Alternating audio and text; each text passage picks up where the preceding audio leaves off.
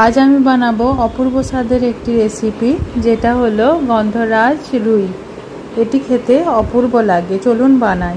আজ আমি বানাবো গন্ধরাজ রুই। গন্ধরাজ রুই বানাবার জন্য দেখুন রুই মাছের কয়েকটা পিস আমি ভালোভাবে পরিষ্কার করে নুন আর হলুদ দিয়ে ভালোভাবে মাখিয়ে রেখেছি। এবার প্রথমে আমি এতে দিয়ে দেবো একটা গন্ধরাজ লেবুর এক টুকরো নিয়ে ভালোভাবে বেশ খানিকটা পরিমাণের রস আমি এই মাছগুলোর মধ্যে মাখিয়ে নেব।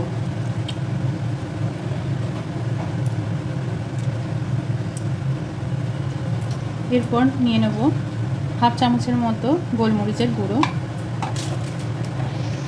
আর নেব কিছুটা কাশ্মীরি লঙ্কার গুঁড়ো।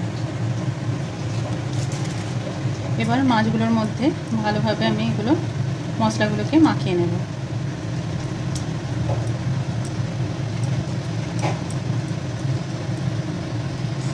মাছগুলোর গায়ে ভালোভাবে মাখিয়ে নেওয়ার পর আমি 15-20 মিনিটের মতো এটাকে ম্যারিনেট করে রেখে দেবো। মাছগুলো ম্যারিনেশন করে রেখে দেবো। এই রেসিপিটার জন্য প্রথমে আমি নিয়ে নিয়েছি 2 চামচ মতো সাদা সর্ষে, 2 চামচ পোস্ত আর 3টে কাঁচা লঙ্কা নিয়ে নিয়েছি। প্রথমে মিক্সিং জারে আমি এটাকে পিষে নেব।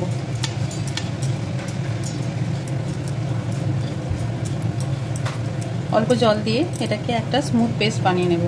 সর্ষে পোস্ত আর কাঁচা লঙ্কার একটা স্মুথ পেস্ট বানিয়ে নিয়েছি মিক্সিতে। এবার আমি এই মিক্সিতেই আমি পেঁয়াজ নিয়েছি দুটো, ভালো করে কুচি করে নিয়েছি, আদাও নিয়েছি কুচি করে, আর 1-1.5 চামচের মতো আমি জিরে নিয়ে নিয়েছি। এই সবটা আমি আবার মিক্সিতে পেস্ট করে নেব ভালো করে। আমি আদা, পেঁয়াজ আর জিরের পেস্ট একটা স্মুথ পেস্ট করে নিয়েছি। এবার এখানে 1 চামচ আমি দই নিয়ে নিয়েছি জল ছড়ানো, আর তাতে 1 চামচের মতো নিয়ে নিয়েছি কাশ্মীরি লঙ্কা গুঁড়ো। এবার এটাকে ভালোভাবে আমি একটু মিশিয়ে নিয়ে নেব। একটা কড়াতে আমি সরষের তেল নিয়ে নিয়েছি, সরষের তেলটা আমার গরম হয়ে গেছে। এতে এবার ম্যারিনেট করা রুই মাছগুলো আমি ভালো করে ভেজে নেব।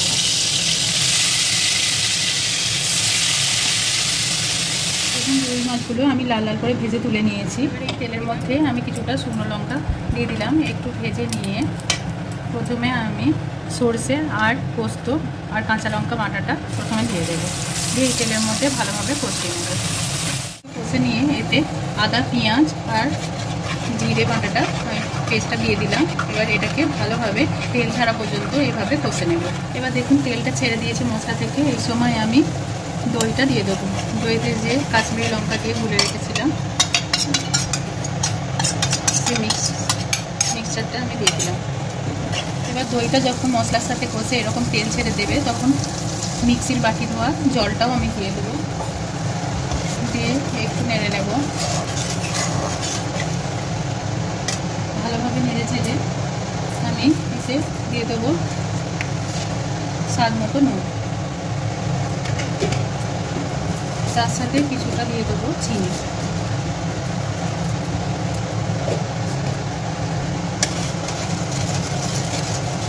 এবার নুন মিষ্টি ভালোভাবে ফুটিয়ে নিয়ে আমি এর মধ্যে রুই মাছগুলো, ভাজা রুই মাছগুলো দিয়ে দেবো। একটু এপিট ওপিট করে নেব।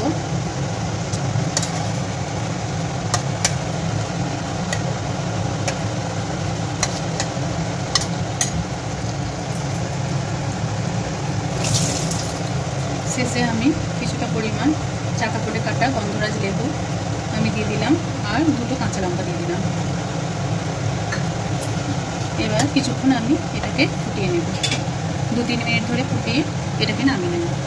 কিছুক্ষণ রুই মাছটা আমি ঢাকনা দিয়ে সিদ্ধ করার পর ঢাকনাটা আমি খুলে নেব। দেখুন তেলটা ভালোভাবে ছেড়ে দিয়েছে, কত সুন্দর মাছটা দেখতে লাগছে, আর এর টেস্টটাও খুব সুন্দর হয়। দেখুন প্রত্যেকটা মাছ আমার সিদ্ধ হয়ে গেছে। এবার আমি গ্যাসটা বন্ধ করে দেবো আর কিছুক্ষণ ঢাকা দিয়ে রেখে দেবো। বাড়িতে অবশ্যই ট্রাই করে দেখবেন এই রেসিপিটা অপূর্ব খেতে, গন্ধরাজ রুই। আমার এই রেসিপিটা আপনাদের ভালো লেগে থাকলে আমার চ্যানেলটিকে সাবস্ক্রাইব করবেন, আমার রেসিপিগুলো শেয়ার করবেন। ধন্যবাদ।